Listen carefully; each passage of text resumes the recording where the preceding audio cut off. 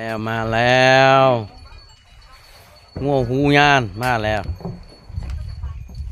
ฟาร์มงัวเด้อนี่เด้อพี่น้องฟาร์มงัวใหญ่มักจอดบ่นี่มักงัวจอดบ่นโอ้งัวใหญ่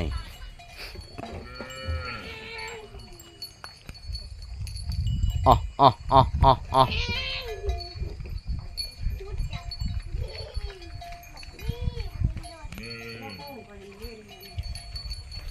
มักจอด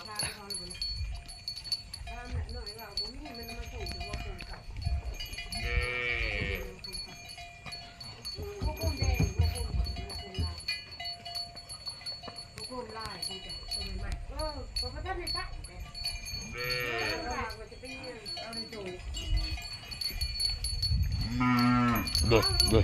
โอ้ชายพันธุ์ใหญ่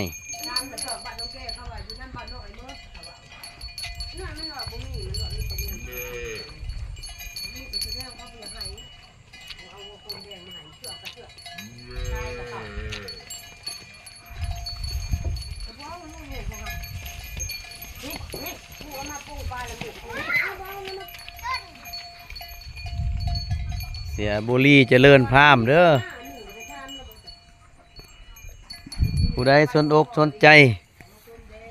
จัดการจัดงานอยากได้งัวใหญ่งัวน้อยติดต่อพ่อพันธุ์ทางเสียบุรีเจริญฟาร์มได้จะมาลายเถอะเว้ย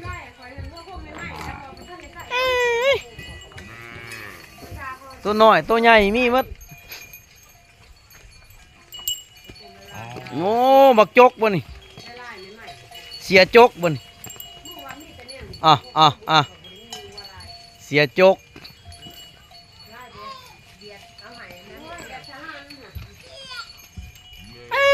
ลายขนาด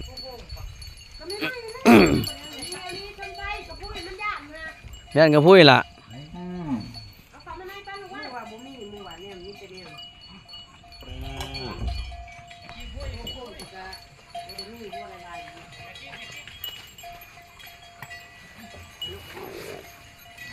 ว่าบุเห็นแหละจะขี้บ่จะได้เนาะไม่เป็นอะไรก็แล้วก็เอาหัวโคมเก่ามาหมัดชายมันหมัดโอ้ยมันบุญอยู่นะตอนนั้นจักสิว่าเจ้าผู้เอาไปบ่จื้อบ่จื้อเนาะเขาบ่จักคงไปโอ้ทำมาลายเถอะเว้ยอ้าวเว้ยหัวเถือกใหญ่โอ้มากนี่ทำไมให้แต่มากนี่ว่าบางหัวหนามันหัวหนามันโอ้นี่เด้อพ่อพันธุ์เด้อไปอยากผสมพันธุ์ติดต่อพ่อพันธุ์ได้ไปกินน้ำอยู่พ่อโอ้ยมันตื่นนอนโอ้ยดูฟังหนังแม่มันจะดูเพราะว่าผมฟังควรจะนั้นมันเหยียบเจ้าแจกนอนอ้าวตัวมากกับแม่มากกับแม่ที่ลูกไม่จะไปก็เนี่ย